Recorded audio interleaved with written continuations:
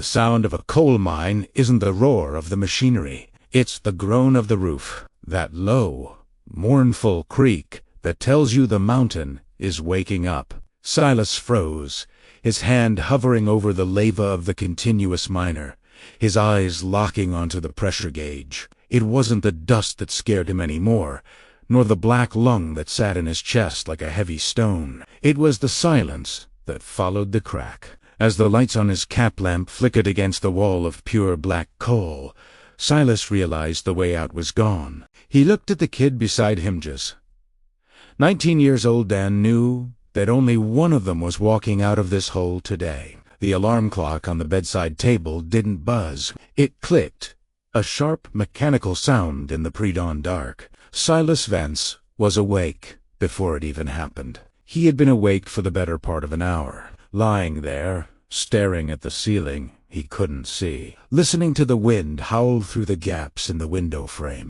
Beside him, his wife Martha breathed in a soft, steady rhythm.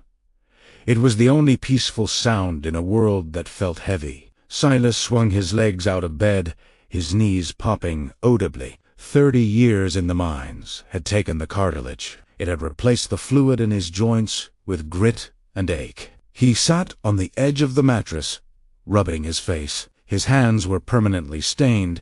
The cold dust settled deep. It was in the pores, in the calluses, under the nails. No amount of scrubbing with lava soap ever got it all out. He stood up, the floorboards groaning under his weight. The house was cold, the kind of damp cold that settles in the bones. It was November in McDowell County, and winter was coming early. Silas moved to the kitchen, the linoleum peeling at the corners. He started the coffee pot, the smell filling the small room. It was the smell of morning, of routine, of impending labor. He looked out the window, at the silhouette of the mountains. They were beautiful to look at, ancient and rolling, but Silas knew what lay beneath them. Deep in the dark, he knew the tunnels that honeycombed the rock-like veins. He knew the crushing weight that sat above those tunnels. Today was going to be a hard shift.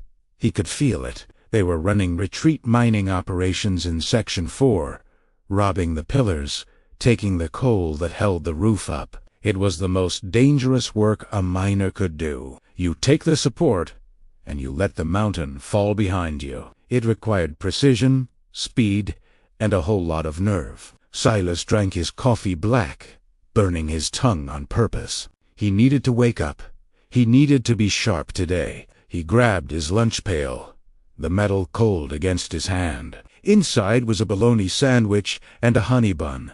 Same as always. He scribbled a note for Martha on a napkin by the sink. Gone to work. Love ya. Fix the porch step later. He didn't say goodbye. Miners never said goodbye before a shift. It was bad luck, a superstition as old as the hills. You'll host side, see you later, or nothing at all. Silas walked out the door, the screen slamming shut behind him.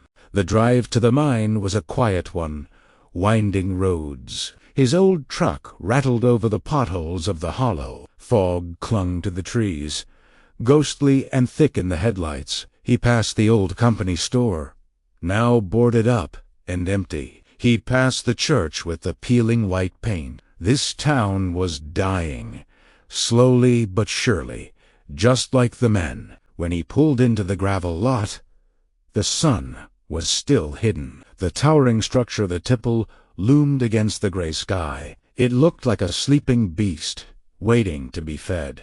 Silas parked and walked toward the bathhouse. Head down, other men were arriving, shadows moving in the mist. Nods were exchanged, grunts of recognition, but little talk. Inside the locker room, the air smelled of stale sweat and sulfur. Baskets hung from the ceiling on chains, holding their work clothes. Silas lowered his basket, the chain rattling through the pulley. He stripped off his flannel and jeans, shivering in the cool air. He put on his coveralls, stiff with dried mud and grease. He laced up his steel-toed boots, pulling the strings tight. Then came the belt, heavy with the battery pack for his lamp. He put on his hard hat, adjusting the light on the brim. He was no longer Silas, the husband. He was Silas, the foreman. "Morning, boss." A voice chirped from the row behind him. Silas turned to see Caleb Miller, grinning like a fool. The kid was 19, green as grass, and eager to please. "Ain't nothing good about it, Caleb," Silas grunted, but not unkindly. Caleb was his nephew, his sister's youngest boy. He had promised to keep an eye on him, to keep him safe. "We pulling pillars today?" Caleb asked, eyes wide with excitement. He treated the danger like a sport, like a football game. He didn't respect the mountain yet. He hadn't learned to fear it. "Yeah, we are," Silas said, slamming his locker shut. "And you're gonna stay on the buggy.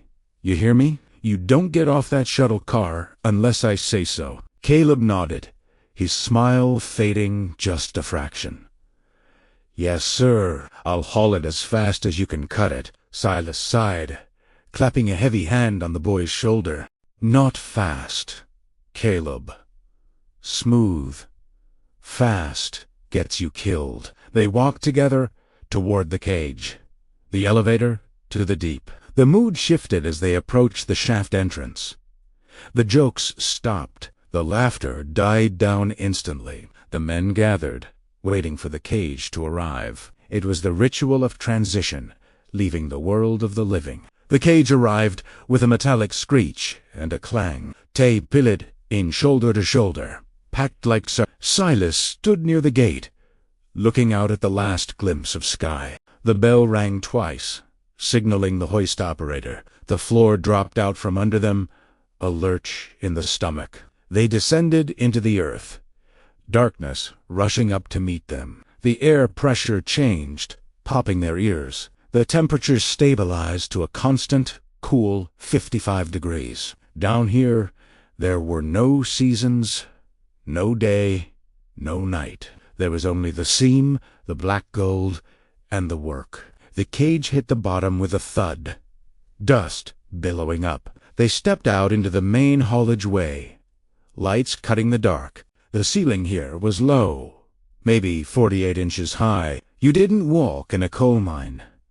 You ducked, you crouched. Silas moved with a practiced stoop, his back permanently curved. They boarded the Mantrip, a low-riding rail car for transport. It rumbled deeply as it carried them 3 miles back. 3 miles under the mountain, away from the fresh air. They reached Section 4, the end of the line. The continuous miner sat there, a massive steel dragon. Its rotating drum was studded with carbide teeth, ready to eat. Silas did his safety checks, methodical and slow. He checked the methane levels with his spotter. 0.1, he muttered. "Good air today." He walked the roof, tapping the rock bolts with a sounding rod. Each tap should ring like a bell, clear and sharp. If it sounded hollow, the rock was loose. "Sounding good," Caleb said, watching him closely. "Don't trust it," Silas replied, not looking back. "The roof is a liar. It'll hold until it doesn't."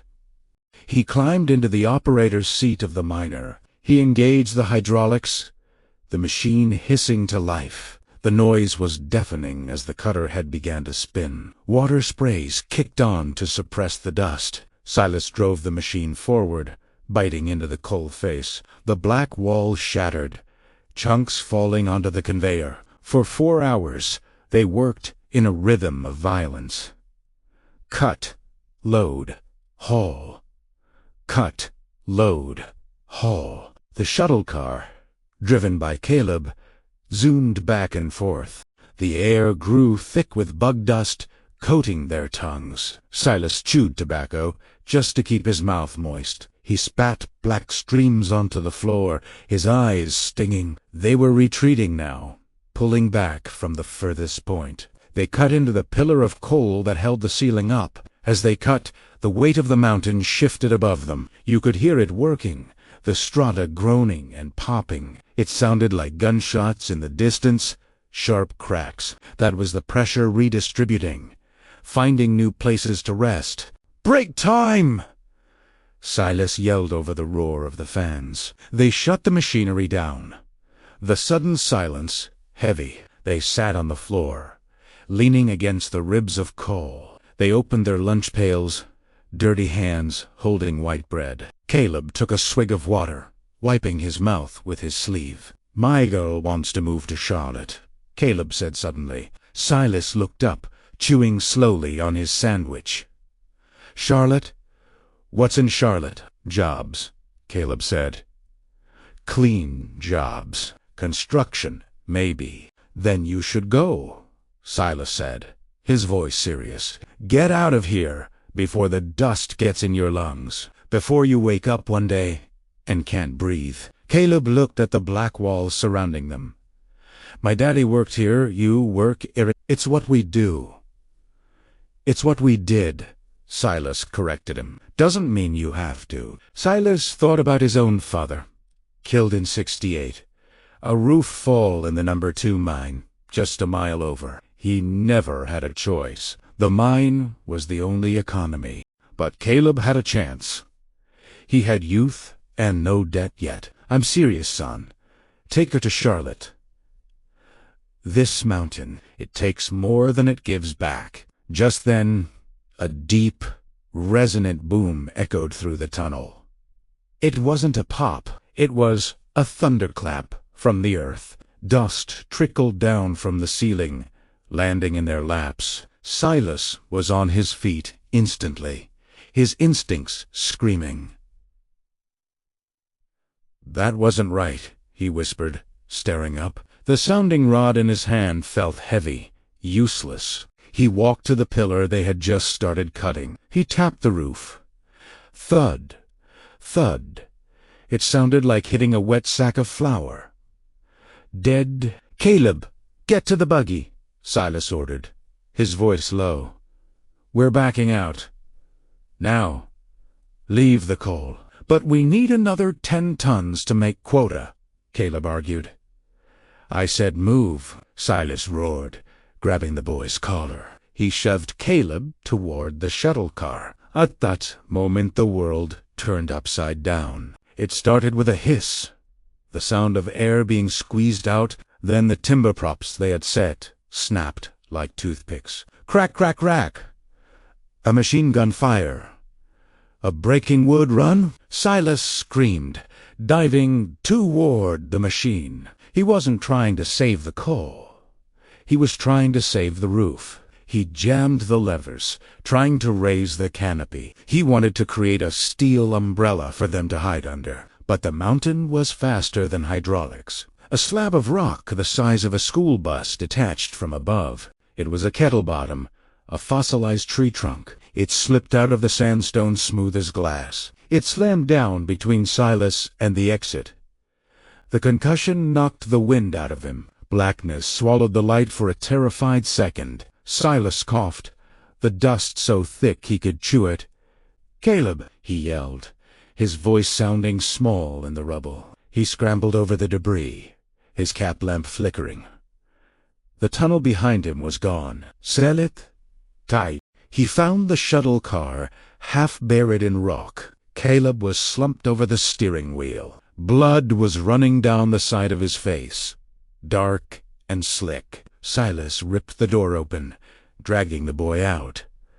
"Talk to me, son. Talk to me." Caleb groaned, his eyes fluttering open, white against the soot. "My leg," Caleb gasped, clenching his teeth. Silas looked down. Caleb's right leg was pinned, not by the big rock, but by a twisted piece of steel frame. Silas grunted, adrenaline flooding his aging veins. He grabbed a pry bar from the side of the machine. "I'm gonna lift it. You pull when I yell." Silas jammed the bar under the steel, bracing his back. He pushed with everything he had, every year of labor. He pushed with the strength of a man who refused to lose. "Now pull." He screamed, veins bulging in his neck. Caleb screamed, a high-pitched sound of pure agony. He yanked his leg free, rolling onto the dusty floor. Silas dropped the bar, collapsing beside him, gasping. The dust was settling, revealing the reality of their prison. They were in a pocket, maybe 20 feet long. The way out was blocked by tons of sandstone. The ventilation was cut off. The air was still, dead air. That was the miner's nightmare. Silas checked his methane detector. It was rising. "We got to move back," Silas said, coughing. "Back to the face. The air is better near the cutter." He helped Caleb up, the boy hopping on one leg. They hobbled to the continuous miner. Sitting under the canopy, it was the only safe spot left. The steel roof protecting them. Silas checked his watch. 11:45 a.m. Nobody would miss them until the shift change at 3 p.m. That was 3 hours away. 3 hours of limited air. "Are we gonna die?" Caleb asked, his voice shaking. He sounded like a child now, the bravado gone. Silas looked at him, wiping blood from the boy's forehead. "No," Silas led. "We ain't gonna die. The rescue team will come. They know where we are. We just gotta sit tight and conserve our air." Silas reached into his pocket and pulled out his lunch pail. It was crushed flat, the metal bent like paper, but inside, the honey bun was still mostly intact. He broke it in half, handing the bigger piece to Caleb. "Each aga helps with the shock." They ate in silence, the darkness pressing in on them. Silas turned his cap lamp off to save the battery. "Keep yours off too," he whispered. We wait in the dark. The darkness underground is absolute. Us. Wait. You can't see your hand in front of your face. You can feel the mountain breathing, shifting, settling. Time loses its meaning when you can't see the sun. Silas closed his eyes and thought of his front porch. He thought of the creaky step he promised to fix. He thought of Martha, probably doing laundry right now. "Tell me about Charlotte," Silas said in the dark. He wanted to keep Caleb awake, keep him focused. "What kind of house you gonna buy down there?" Caleb's voice was weak. "Drifting brick house," he whispered. "With a yard, green grass, no coal dust, no black trucks." "Sounds nice," Silas said, shifting his painful hip. "You make sure it has a porch. A man needs a porch." The minutes dragged into hours. The air grew stale. Silas could feel the headache starting. The lack of oxygen. Carbon dioxide was building up in the small pocket. He felt sleepy, a dangerous, seductive heaviness. He slapped his own face, hard. "Stay awake." He reached over and shook Caleb. "Don't sleep, boy. Tell me the names of your kids, the ones you ain't had yet." Silas, quotes. Caleb mumbled, "I'm gonna name one Silas." Tears pricked the old man's eyes, hot and stinging. "Don't you do that. You give him a new name, a name that don't belong to the call." Suddenly, a sound, a faint, rhythmic thump-thump. It was coming from the other side of the rockfall. Silas sat up, his heart hammering against his ribs. He grabbed a wrench and banged it against the steel frame. Clank, clank, clang, 3 times. The miner's signal. He waited. Silence. Then ... thump, thump. They were there. The rescue team. "Caleb, you hear that?" Silas shook the boy violently.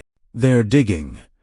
They're coming for us." But the air was getting thinner by the second. Silas knew how long it took to move that much rock.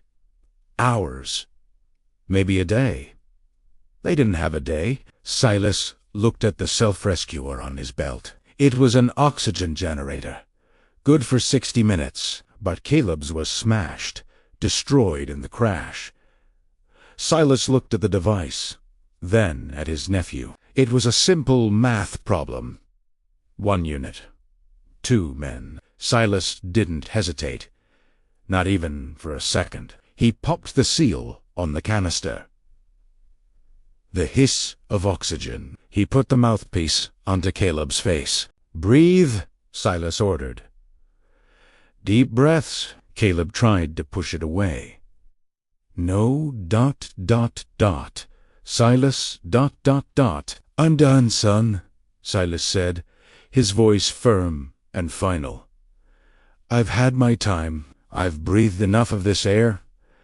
You got a brick house to build? You got a life."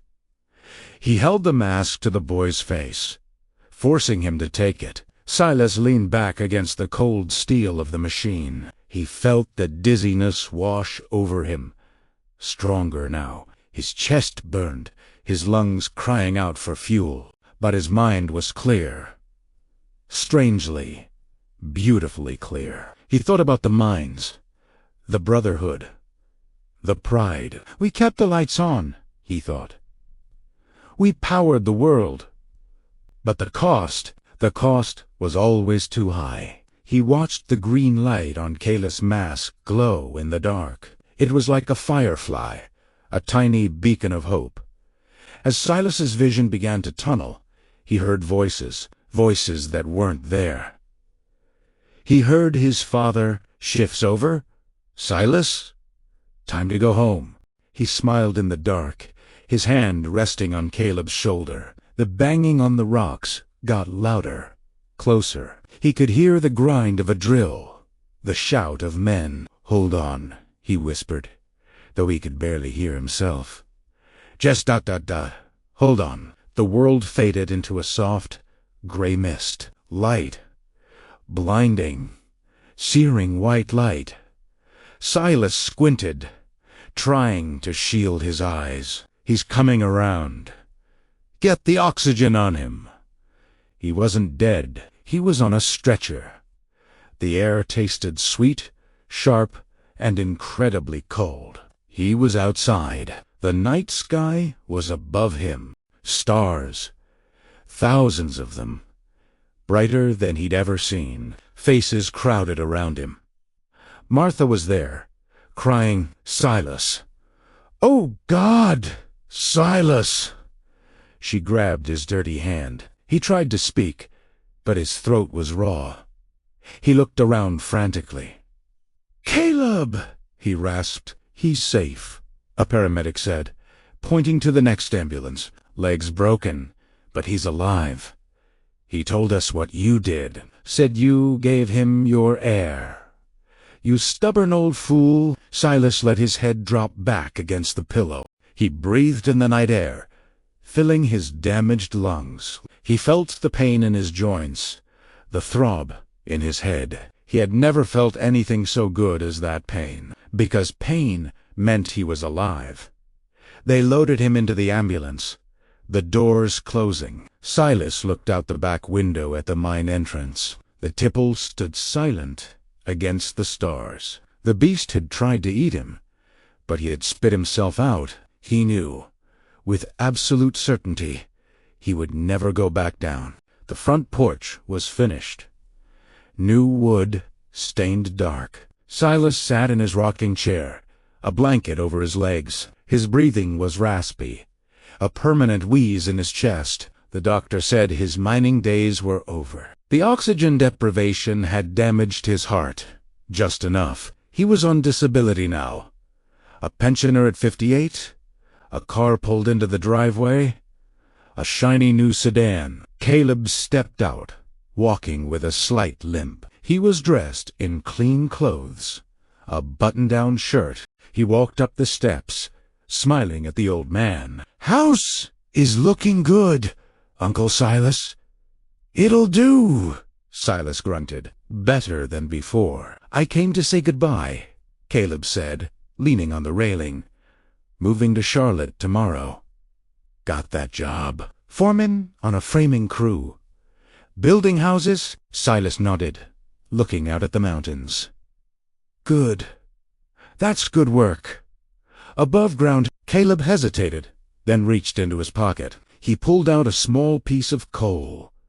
It was shiny, black, and hard as diamond. "I kept this," Caleb said, "from the rock that trapped us."